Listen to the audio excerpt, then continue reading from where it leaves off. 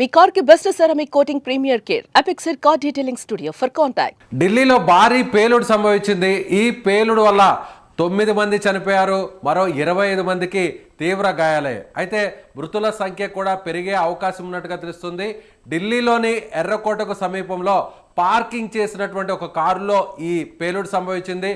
So ఈ పేలుడు వెనక ఖచ్చితంగా ఉగ్రవాదులు ఉంటారు అనేటువంటి అనుమానాలు వ్యక్తమవుతున్నాయి. సో ఇవాళే దాదాపు 2900 కిలోల పేలుడు పదార్థాలను ఢిల్లీకి సమీపంలో ఉన్నటువంటి ఫరీదాబాద్లో అటు అధికారులు స్వాధీనం చేసుకున్నటువంటి కొన్ని గంటల్లోనే ఈ పేలుడు సంభవించింది. దీని గురించి డిస్కస్ చేద్దాం. మనతో పాటున్నారు retired army officer, retired major SPS Oberoi garu. Oberoi గారు, ఖచ్చితంగా ఇది ఉగ్రవాదుల పని అనుకోవచ్చా? 100% సార్. ఎందుకంటే ఈ స్కేల్ అంటే ఈ బాంబ్ బ్లాస్ట్ స్కేల్ 150 మీటర్స్ లో అసలు ఏమి మిగలలేదు సార్. అంటే న్యూస్ రిపోర్ట్ లో ఇనిషియల్ ఎలా వచ్చిందంటే ఇది ఒక సిలిండర్ బ్లాస్ట్ లాగా వచ్చింది, కానీ ఇది సిలిండర్ బ్లాస్ట్ మాత్రం కాదు. సిలిండర్ బ్లాస్ట్ అయితే మహా అయితే ఒక్క కార్ పేలుతుంది, చుట్టుపక్కల ఉన్న కార్ అద్దాలు మాత్రమే పగులుతాయి, కానీ ఇలా చుట్టుపక్కల ఉన్న కార్లన్నీ ధ్వంసం అవ్వవు సార్. సో 100% ఇది టెర్రర్ అటాకే. కాకపోతే ఇంకా వివరాలు ఇంకా టైం అవుతున్న కొద్దీ బయటకు వస్తాయి. ఇంకా ఏ టెర్రర్ ఆర్గనైజేషన్ అయితే మేమే చేసామన్నట్టే దీన్ని స్వీకరించలేదు. బట్ 100%, ఎందుకంటే నేను టీవీలో విజువల్స్ చూస్తున్నాను, విజువల్ చూస్తే మాత్రం ఖచ్చితంగా ఇది bomb blast sir. Because RDX ఏదైతే ప్యాటర్న్ ఉంటుందో బ్లాస్ట్ ప్యాటర్న్, అలాగే బ్లాస్ట్ ప్యాటర్న్ కనిపిస్తుంది సార్. సో అలాగే హర్యానా స్టేట్లో ఉన్నటువంటి ఫరీదాబాద్లో ఇవాళ పెద్ద ఎత్తున అంటే 3 టన్నుల వరకు ఉండేటువంటి అమోనియం నైట్రేట్ని కొంత ఆర్డిఎక్స్ని కూడా స్వాధీనం చేసుకున్నారు అధికారులు. అది జరిగినటువంటి కొన్ని గంటల్లోనే ఈ బ్లాస్ట్ జరిగింది. అంటే దానికి దీనికి ఈ 2 ఇన్సిడెంట్స్కి ఏదైనా ఇంటర్ లింక్ ఉండొచ్చా?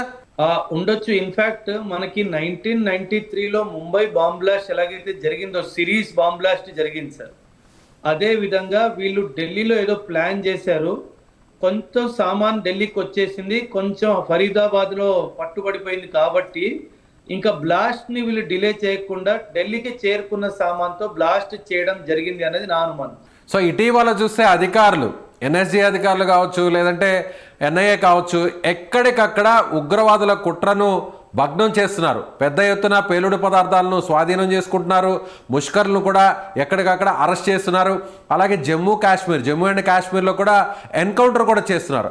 అయినా కూడా ఈ పేలుడు జరిగిందంటే ఒక రకంగా ఇంటెలిజెన్స్ ఫెయిల్యూర్ లాంటిది ఏమైనా జరిగిందా, లేదంటే ఉగ్రవాదులు పెద్ద ఎత్తున దీన్ని కుట్ర చేశారు కాబట్టి సో ఈ ఇన్సిడెంట్ జరిగింది అనుకోవచ్చా? అంటే ఇంటెలిజెన్స్ ఫెయిల్యూర్ మనం ఒక సివిలియన్ పర్స్పెక్టివ్ లో చూసుకుంటే ఫెయిల్యూర్ లాగే అనిపిస్తుంది సార్. బట్ ఎందుకంటే సార్ ఎనీ ఇంటెలిజెన్స్ మనము డే టు డే లైఫ్లో మనం సాధారణంగా ఆఫీస్కి వెళ్ళి, కాలేజ్కి వెళ్ళి, ఇన్స్టిట్యూట్కి వెళ్ళి సాధారణంగా లైఫ్ గడుపుతాము. ఎన్ని టెర్రరిస్ట్ అటాక్లు ఎన్ఐఏ కానీ ఎన్ఎస్జీ వాళ్ళు కానీ దీన్ని తప్పిస్తారో ఆ అవగాహన ఎప్పుడు మీడియాలో రాదు సార్. ఎందుకంటే అది సంఘటన జరగలేదు కాబట్టి. జరిగిన సంఘటన వస్తుంది, జరగని సంఘటన రాదు కాబట్టి ఎన్ని బాంబ్ బ్లాస్ట్లు ఆపారో దానికి లెక్క ఓపెన్ సోర్స్లో రాదండి కనీసం. బట్ డెఫినెట్లీ మీరు అన్నట్టుగా బాంబ్ బ్లాస్ట్ జరిగింది అంటే ఎవరో సక్సెస్ అయ్యారు, ఎవరో ఫెయిల్ అయ్యారు. సో ఒక విధంగా చూసుకుంటే ఇంటెలిజెన్స్ ఫెయిల్యూర్ అనొచ్చు. బట్ అదే విధంగా చూసుకుంటే చెప్తారు కదా, ఎవ్రీ కాయిన్ హ్యాస్ 2 sides అనేసి.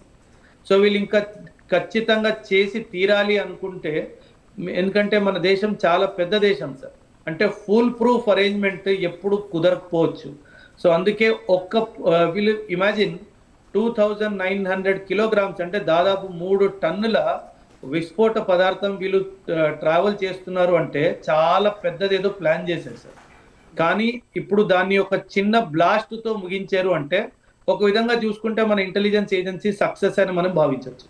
సో మరోవైపు కూడా మరో వాదన కూడా వినిపిస్తుంది ఓబరాయ్ గారు, ఇది టెర్రరిస్టుల అటాక్ కాదు, ఇది వేరే రకమైనటువంటి బ్లాస్టింగ్ అనేది కూడా ఒక రకమైనటువంటి అనుమానాన్ని వ్యక్తం చేస్తున్నారు. అంటే యాజ్ ఏ ఒక సీనియర్ రిటైర్డ్ ఆర్మీ ఆఫీసర్గా సో మీ ఎక్స్పెక్టేషన్ ఎలా ఉంది? ప్రస్తుతం వచ్చినటువంటి ఏదైతే ఫుటేజ్ కావచ్చు, లీడ్స్ కావచ్చు, ఎవిడెన్స్ కావచ్చు, వీటిని చూస్తే యాజ్ ఏ ఎక్స్పర్ట్గా మీరేం చెప్తారు? సార్ ఎందుకు అంటున్నానంటే మీరు బ్లాస్ట్ టైమింగ్ చూసుకోండి సార్.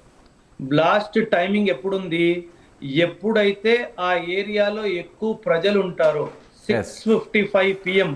అది పీక్ అవర్స్ సార్. ఏ మెట్రో స్టేషన్ దగ్గరైనా, ఏ మాన్యుమెంట్ దగ్గరైనా అది పీక్ టైం కాబట్టి, ఆ టైంలో బ్లాస్ట్ జరిగింది కాబట్టి వీళ్ళు చాలా తెలివిగా ప్లాన్ చేసుకొని చేశారు సార్.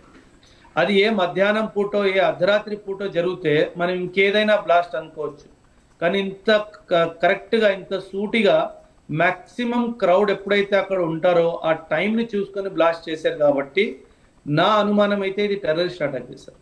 సో అలాగే హైదరాబాద్లో కూడా ఒబ్రాయ్ గారు ఇవాళ ఒక డాక్టర్ను కూడా అదుపులోకి తీసుకున్నారు. అతను ఆముదానికి సంబంధించినటువంటి ఆ గింజల నుంచి ఒక సాయిల్ని తీసి ఆ సాయిల్ని ఒక విష పదార్థంగా చాలా దారుణమైన, అంటే సైనైడ్ కంటే కూడా ప్రమాదకరమైనటువంటి ఒక విష పదార్థాన్ని తయారు చేసేటువంటి డాక్టర్, ఆ డాక్టర్ని కూడా అదుపులో తీసుకున్నారు.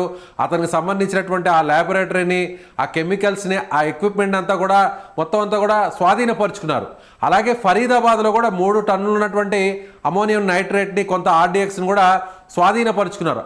అది జరిగినటువంటి కొన్ని గంటల్లోనే అందులోనూ మన క్యాపిటల్, అలాగే పూర్తిగా రద్దీగా ఉండేటువంటి మెట్రోకి సంబంధించినటువంటి ఒక ఎంట్రీ పాయింట్ దగ్గర, గేట్ నెంబర్ 1 దగ్గర, అది కూడా ఎర్రకోటకి సమీపంలోనే జరిగింది. దీని ఎలా చూడాలి?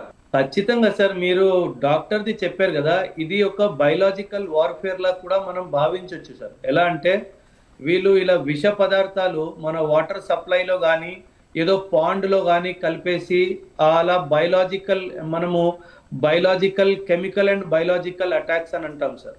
సో ఖచ్చితంగా వీళ్ళు ఏదో పెద్ద కుట్ర, పాకిస్తాన్ కానీ వేరే ఎవరైతే దీన్ని వెనుకున్నారో, ఇంకా కొంచెం టైం గడిస్తే తెలుస్తుంది సార్ ఎవరు చేశారు అన్న విషయము.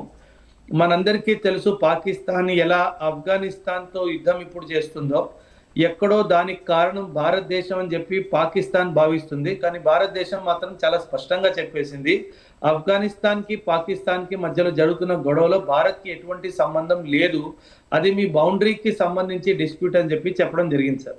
కానీ పాకిస్తాన్ వాళ్ళు దాన్ని అలా భావించట్లేదు. సో ఖచ్చితంగా వాళ్ళ దేశంలో ఉన్న ప్రజల్ని ఒక సహానుభూతి అందించుకోవాలి అన్న ఒక ప్రయత్నంలో జరుగుతున్నదే ఈ ప్రయత్నాలన్నీ సార్. ఒకవైపు టెర్రరిస్ట్ అటాక్లు, ఇంకోవైపు కెమికల్ అండ్ బయలాజికల్ వార్ఫేర్ చేయడానికి కూడా వీళ్ళు ప్రయత్నిస్తున్నారు సార్. అందుకే సివిల్ సప్లైస్ డిపార్ట్మెంట్లో ఎవరైతే ఉన్నారో వాళ్ళు చాలా జాగ్రత్త వహించాల్సిన అవసరం ఉంది సార్. అంటే ఎక్కడైతే వాటర్ బాడీస్ని కంట్రోల్ చేసే వాళ్ళు ఉంటారో, వాటర్ని మెట్రో సిటీస్కి రిలీజ్ చేసే వాళ్ళు ఉంటారో, వాళ్ళని చాలా జాగ్రత్తగా మానిటర్ చేసే ఎంతో అవసరం ఉంది సార్.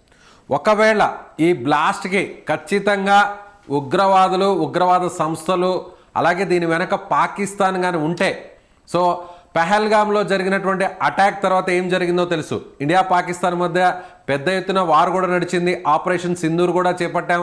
సో చాలామంది ఉగ్రవాదుల్ని మట్టుపెట్టాం, వాళ్ళ స్థావరాలను కూడా ఇక్కడి నుంచే కూల్చివేశాం. సో ప్రపంచం అంతా కూడా ఒక రకంగా భయపడేటువంటి స్థాయిలో సో మనం వాళ్ళని అటాక్ చేసాం. అయితే ఇప్పుడు మళ్ళీ ఆపరేషన్ సింధూర్ తర్వాత ప్రధానమంత్రి కూడా ఒక మాట చెప్పారు, ఉగ్రవాదులు మన దేశానికి, మన దేశంలో ఉన్నటువంటి పౌరులను ఏ మాత్రం కూడా ఇబ్బంది పెట్టినా, దీని వెనక పాకిస్తాన్ హస్తం ఉంది అని తెలిసినా కూడా ఆపరేషన్ సింధూర్ మళ్ళీ ప్రారంభమవుతుంది అనేటువంటి హెచ్చరిక చేశారు. సో ఈ ఇన్సిడెంట్ వెనక ఒకవేళ ఖచ్చితంగా పాకిస్తాన్ ఉంటే, ఖచ్చితంగా ఉగ్రవాదుల సంస్థలు ఉంటే ఆ దేశానికి సంబంధించినవి ఎలా ఉండబోతుంది, దీని పర్యవసరం ఎలా ఉండాలని కోరుకుంటారు యాజ్ ఏ ఒక రిటైర్డ్ ఆర్మీ ఆఫీసర్గా, రిటైర్డ్ మేజర్గా?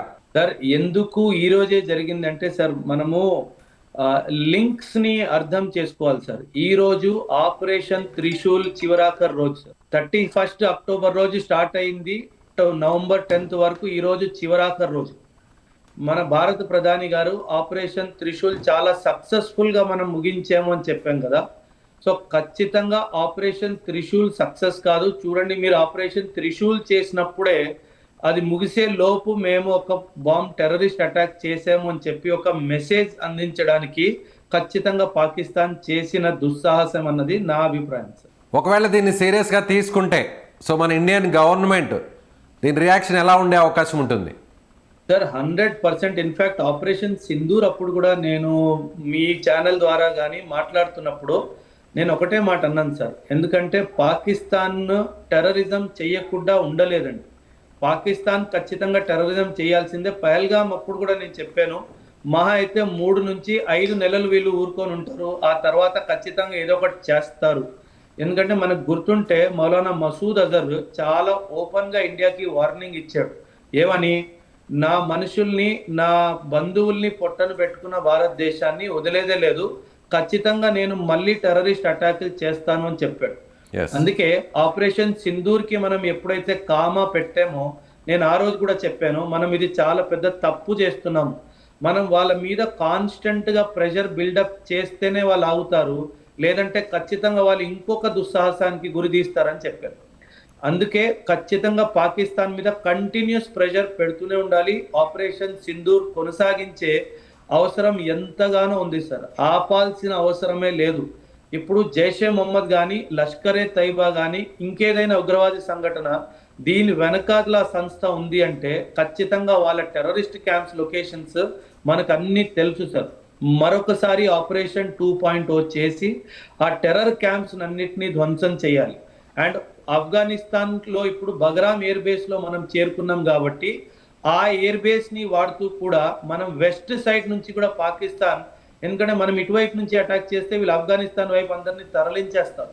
సో సైమల్టేనియస్ గా ఇటువైపు ఈస్ట్ నుంచి ఆఫ్ఘనిస్తాన్ వైపు వెస్ట్ నుంచి ఒక ప్లాన్డ్ స్ట్రాటజీతో పాకిస్తాన్ టెర్రర్ క్యాంప్స్ మీద అటాక్ చేయాల్సిన అవసరం ఎంతగానో ఉంది sir. Right sir, thank you so much Oberoi గారు. సో ఇది రిటైర్డ్ ఆర్మీ ఆఫీసర్ ఓబరాయ్ గారు చెప్తున్నట్టుగా ఖచ్చితంగా దీని వెనక పాకిస్తాన్ కుట్ర దాగి ఉంటుంది. అలాగే ఈ కుట్రకి అంటే ఈ బ్లాస్టింగ్ వెనక ఉగ్రవాద సంస్థల హస్తం ఖచ్చితంగా ఉండే అవకాశం ఉంటుంది. ఎందుకంటే సరిగ్గా బ్లాస్టింగ్ జరిగినటువంటి టైం చూస్తే 6:45 అంటే సాయంత్రం. ఇది అందరూ కూడా ఆఫీసుల నుంచి, కాలేజీల నుంచి వీళ్ళ వ్యాపార కార్యక్రమాలు ముగించుకొని ఆ టైంలో మెట్రో నుంచి అందరూ కూడా ట్రావెల్ చేసేటువంటి పీక్ టైం. సో మృతుల సంఖ్య కూడా పెరిగే అవకాశం ఉంటుంది. కాబట్టి అదును చూసి ఖచ్చితంగా ఉగ్రవాదులు ఈ టైంలోనే బ్లాస్ట్ చేసి ఉంటారు. ఇది ఖచ్చితంగా ఉగ్రవాదుల పనే. ఒకవేళ ఇది ప్రూవ్ అయితే మాత్రం ఖచ్చితంగా భారతదేశం మళ్ళీ ఆపరేషన్ సింధూర్ 2.0ని స్టార్ట్ చేయాల్సినటువంటి అవసరం ఉంది. పాకిస్తాన్లో ఉన్నటువంటి ఉగ్రవాదులను పూర్తి స్థాయిలో తుడిచిపెట్టేంత వరకు కూడా ఆపరేషన్ సింధూర్ని కంటిన్యూ చేయాలని ఆయన అనుకుంటారు. మరి మీరేమనుకుంటున్నారు? ఓబరాయ్ గారు చెప్తున్నట్టుగా ఆపరేషన్ సింధూర్ని తిరిగి ప్రారంభించాల్సినటువంటి టైము వచ్చిందా? మీ అభిప్రాయాన్ని కామెంట్ చేయండి.